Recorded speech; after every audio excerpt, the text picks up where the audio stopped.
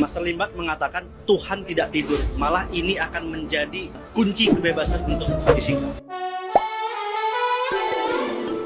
Hola netizen yang tercinta, kasus Jessica Wongso menarik perhatian publik setelah diangkat kembali dalam film dokumenter Ice Cold. Dalam film dokumenter tersebut, banyak kejanggalan yang membuat publik berpikir bahwa Jessica Wongso bukanlah pelaku yang membuat Mirna Salihin tewas. Banyak pula netizen yang budiman meminta kasus Jessica Wongso ini dibuka kembali untuk mengetahui siapa pelaku sebenarnya, karena publik meyakini bahwa Jessica Wongso bukanlah pelakunya. Hal tersebut juga dinyatakan oleh Jessica Wongso sendiri saat ditawari untuk mengajukan gerasi kepada presiden. Syarat dari gerasi adalah mengakui kesalahan. Namun Otto Hasibuan sebagai kuasa hukum menceritakan bahwa Jessica tidak mau mengakui kesalahan yang tidak ia lakukan. Namun saat ini kuasa hukum Jessica Wongso sedang mengumpulkan data baru untuk melakukan PK kembali. Hal tersebut pun mendapatkan dukungan dari publik seperti para advokat di Indonesia, public figure hingga para pelaku spiritual. Salah satu pelaku spiritual yang membaca bahwa Jessica Wongso akan bebas adalah Master Limbat.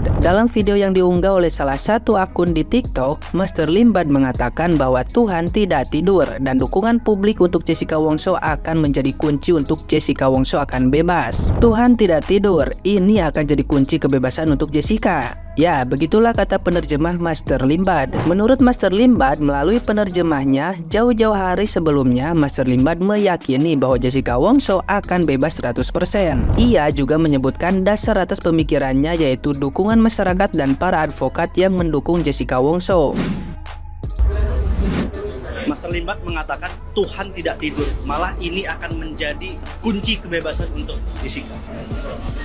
Jadi jauh-jauh hari sebelumnya Master Limbat itu dengan mata spiritualnya sudah melihat bahwasannya beliau meyakini Jessica Kumala Wongso 100% akan bebas. Hal ini didasari dari dukungan-dukungan masyarakat dan kita para advokat ya yang mendukung Jessica Kumala Wongso. Nah, gimana nih menurut netizen yang maha benar? Silahkan berkomentar ya.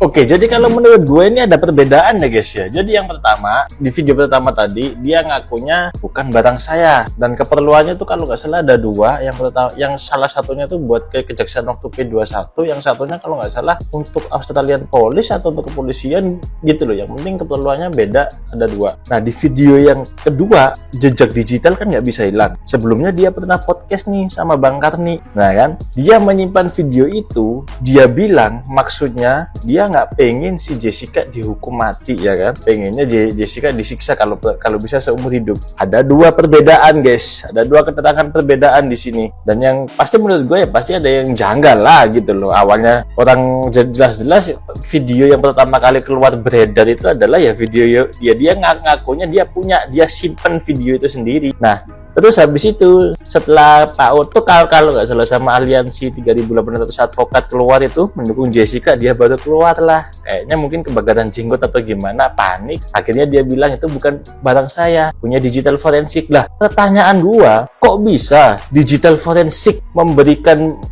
video bukti seperti itu begitu saja gitu loh? Emang nggak ada prosedurnya, nggak ada keabsahannya gitu kan, nggak ada SOP-nya seperti apa? Kok bisa disimpan seperti itu? Udahlah, makin lama kasus ini tuh akan semakin jelas terungkap kebenarannya. Ingat ya Pak, gue satu pesan buat Anda ini, kebenaran akan segera terungkap. Siapkan mental Anda. Kalau suatu saat nanti, ya gua sih harapannya sebelum akhir tahun ya, sebelum tahun baru, kebenaran ini akan terungkap siapakah pelaku yang memberi cyanida dalam kopinya Mirna itu. Kasus kopi cyanida dengan terpidana Jessica Kumala Wongso, terpidana penjara 20 tahun yang didakwakan dan dipidana dengan vonis hakim telah melakukan pembunuhan berencana berdasarkan pasal 340 KUHP harus segera dibuka kembali. Untuk itu, satu-satunya jalan untuk mendapatkan novum atau bukti baru, maka suka tidak suka, mau tidak mau, jasad Mirna Salihin almarhum harus digali kembali dan diotopsi ulang secara menyeluruh, secara utuh, tidak secara parsial, tetapi secara utuh agar ditemukan penyebab kematian yang sesungguhnya dari almarhumah Mirna Salihin. Apakah karena terkena racun cyanida yang didakwakan berada di dalam kopi Vietnam yang diminumnya, yang ditaruh oleh Jessica Kumala Wongso atau tidak. Kalau sampai penyebab kematian itu bukan karena kopi cyanida, bukan karena racun cyanida yang masuk ke dalam tubuh dari almarhumah Mirna Salihin, maka aparat penegak hukum, baik itu dari penyidik, penuntut, dan hakim sekalipun, harus berani membebaskan Jessica Kumala Wongso demi hukum dan demi kemanusiaan, karena lebih baik 1000 orang yang bersalah dibebaskan daripada 1 orang yang tidak bersalah dihukum. Oleh karena itu, harus ada keberanian dari pihak penyidik, penuntut, maupun hakim yang mengadili kasus ini untuk membuka kembali kasus ini dengan cara satu-satunya cara menggali kembali jasad Mirna Salihin untuk diotopsi ulang secara utuh dan menyeluruh. Ini adalah suatu bukti untuk bisa mendapatkan keadilan, kepastian hukum, dan kemanfaatan hukum.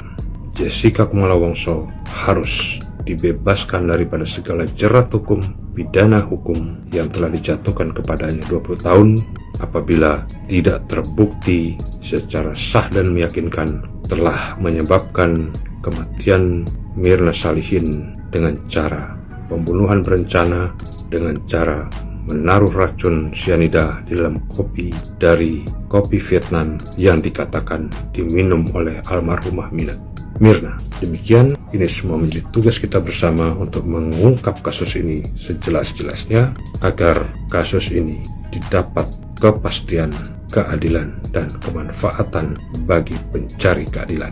Untuk itu, sekali lagi, jasad Mirna Salihin harus digali dan diotopsi ulang secara utuh dan menyeluruh untuk membuktikan bahwa apakah almarhumah Mirna Salihin meninggal akibat racun cyanida yang ada dalam kopi yang diminumnya atau tidak. Demikian.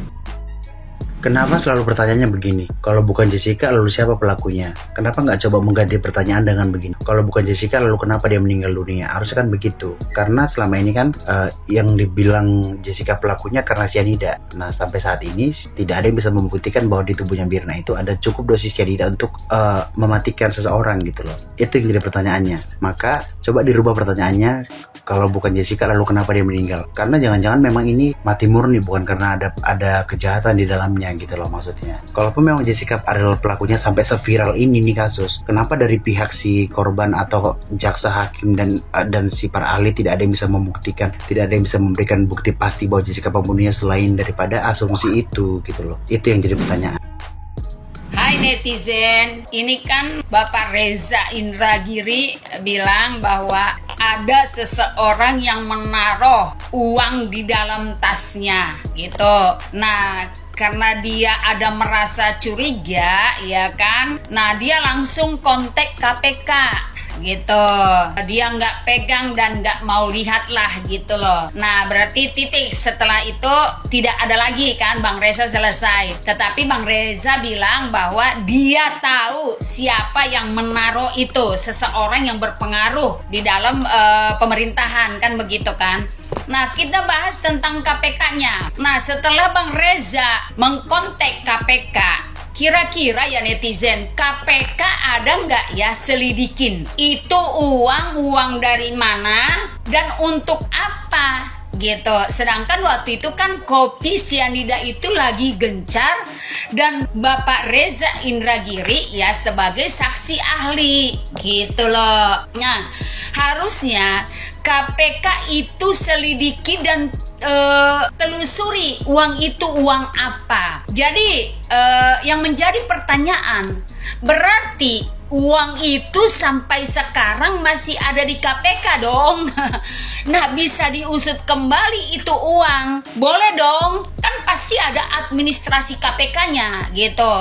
Jadi kira-kira seperti itu ya netizen ya. Jadi uang itu ada di KPK dan sekarang bisa diusut kembali jika sebentar lagi kasus kopi cyanida ini dibongkar kembali. Itu harus dibongkar juga kepada KPK. Kemana larinya uang yang diserahkan oleh Bapak Reza Indragiri ini? Bagaimana dengan netizen? Ayo.